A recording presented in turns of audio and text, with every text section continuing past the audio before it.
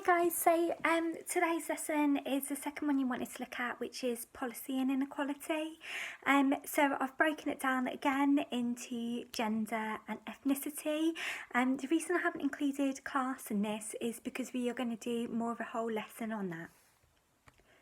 Okay, so firstly we're going to look at how policy has impacted gender.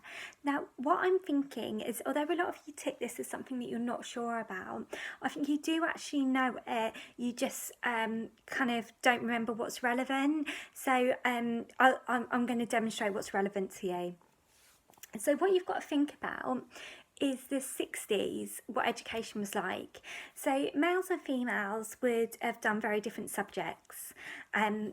So girls often did things like home economics and needlework. Now, I asked my mum, because she went to school in the 70s, and she said that girls were only allowed to do one science, and that was biology. They weren't allowed to do physics or chemistry. So there was kind of that separation in education. Equally in the 60s and a lot of the 70s, there was what was called technical schools, and you only went to a technical school if you were interested in a job in science or maybe in engineering, and almost 100% of students there were male. So there was that.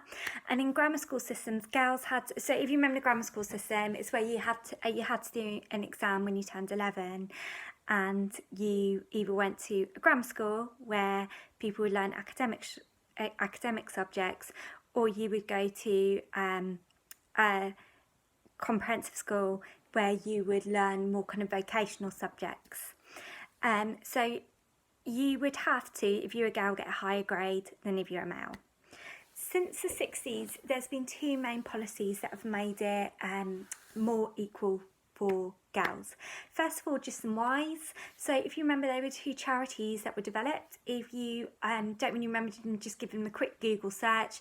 Just stands for Getting Girls into Science and Technology, and WISE is for Getting Women in Science and Engineering. So they're two organisations that have been set up to encourage women into these careers that traditionally they would not have been in. And then you've got the national curriculum, which is what we have now, where every single student up until the age of year 9, there's a set amount of learning you have to do. So for example, you have to do an hour a week of religious studies, a set amount of hours a week of English, you have to do a foreign language. So that means both males and females learn the same. So if I could get you to look at that, and then for each one say how it affected girls' equality. Okay, secondly, we are going to look at ethnicity. So, policies on ethnicity have changed as they've gone along. So, very traditionally, there was the idea of assimilation. Now, assimilation is the idea that what we should encourage people who recently come into the country to do is to adopt the British culture in order to help them exceed. So that was like kind of forcing them to adopt an understanding of British history, British culture, British language. So that was assimilation policy. There was kind of no respect over different cultures. It was all very much, you need to accept British culture. Then we've got multiculturalism, policies that came in the 1980s. So they started to look more at other cultures.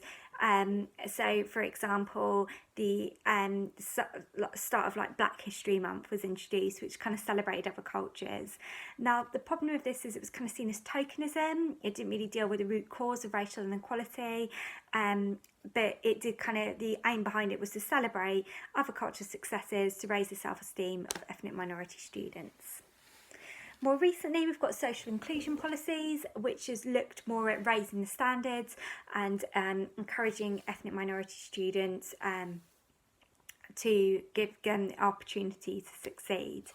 So this focused on ensuring students had an equal opportunity in schools. Right, so if on the next slide you've got 9 different policies, they're all real policies, so if you could colour code them, whether they're assimilation, multiculturalism or social inclusion. Right, the next thing I've got you to do is I've given you one policy from each decade. So 1960s, if you remember, was assimilation. I don't know if you want to label these. 1980s was multiculturalism, and 1990s onwards was social inclusion. Now for each one, this is about developing your evaluation. First, you think, would New Right agree? Now remember, New Right wanted everyone to adopt a very British heritage. Remember, they wanted everyone to take part in an hour of Christian prayer, no matter what their faith.